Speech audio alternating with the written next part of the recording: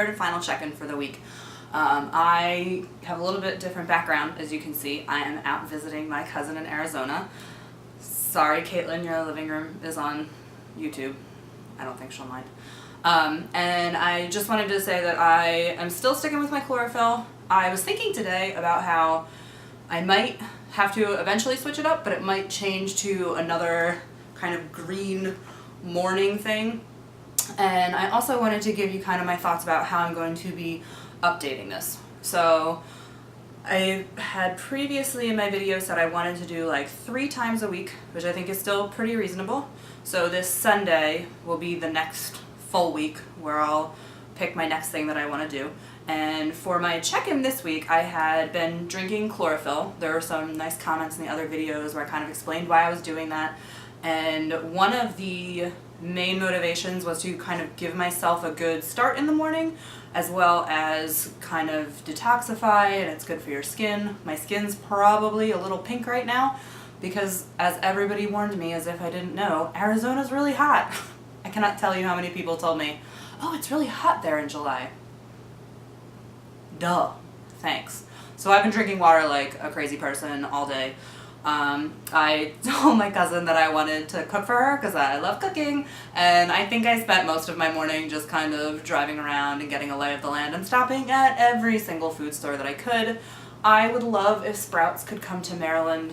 They're awesome. They're like very discounted version of Whole Foods, and I actually skipped my whole trip to Trader Joe's because I got everything that I needed there. I'm going to make her either not sweet potato, butternut squash risotto, or some butter chickpea. So, I really lose my train of thought a lot. This week has been going really, really well, and I do attribute it a lot to being in a routine and having a good start to my morning. I couldn't bring my weights with me to Arizona, so instead I've been doing a little circuit training with some body resistant stuff and still doing my push-ups and everything. And I did some yoga this morning, and I also really love meditation, which is something that I've gotten into more this year.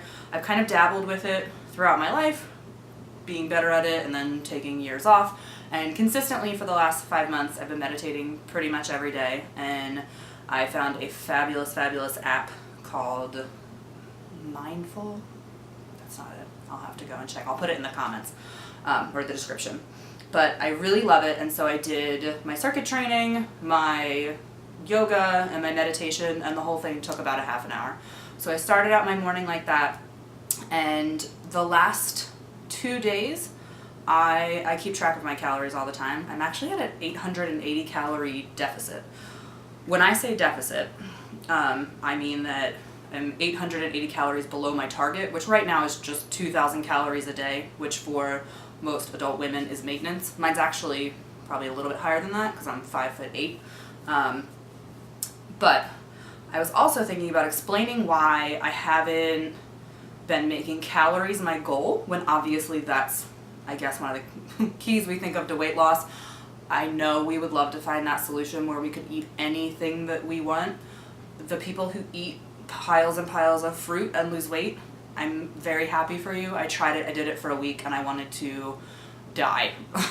Like, I was so bored. I was hungry for savory things. I love savory food. So that does not work for me. But a reasonable amount of calories, and with plants you can eat so much more, and I'm always really satisfied.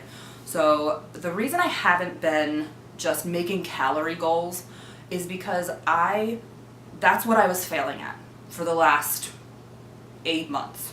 Is setting goals with the calories and just never making them.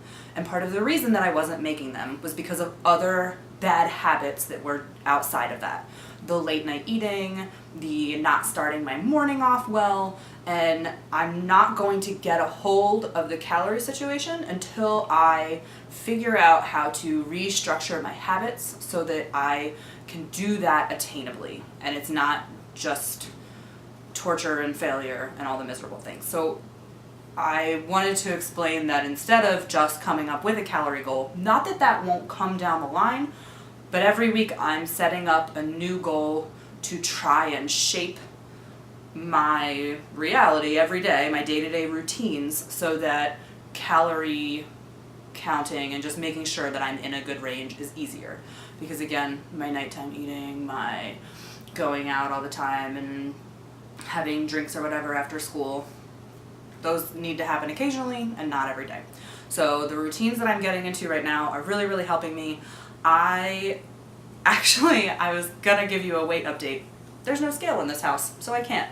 And I also, my first video, I had all these numbers in my head that were accurate except one, which was what I currently weigh. I got on the scale the day after that I made that video, and I straight up weighed just as much as I did January 1st when I was at my heaviest. So apparently my starting point is 176.2, and that is a full 20 pounds heavier than I was. So I definitely am happy to get back into a routine and get myself a little more adjusted. It's kind of odd to do this during summer break. I'm a teacher, so being on vacations and going places, and I find that I'm having to kind of structure my routine, but that's okay. It's going really well.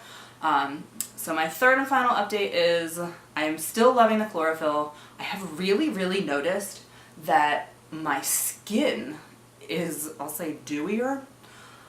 One of the, I'm going to say purported, I don't think that's the right word. One of the benefits that's listed in chlorophyll is anti-inflammatory and topically that it's good for your skin. I have not tried it topically, but I have noticed that some of the unevenness or redness that I was having is slowly, very slightly, just getting better, and so I think this is going to be interesting to see over the long haul how that goes. It has helped me get into a better morning routine. I have, because of these small changes, I think I've kind of felt better throughout the day, which has resulted in me eating less calories, even though that's not my goal right now. And I am excited to see whenever I get to a scale what the heck happened. So we might actually have to go 2 weeks, because I'm not going to be back in Maryland for a while, to figure out if I've lost weight and how much I have. My pants feel better, I feel better. I know that's not a number, but kind of more important than the number anyway. So that is my third update of the week. I hope everybody is having a fabulous week and making the world a more positive place. Bye.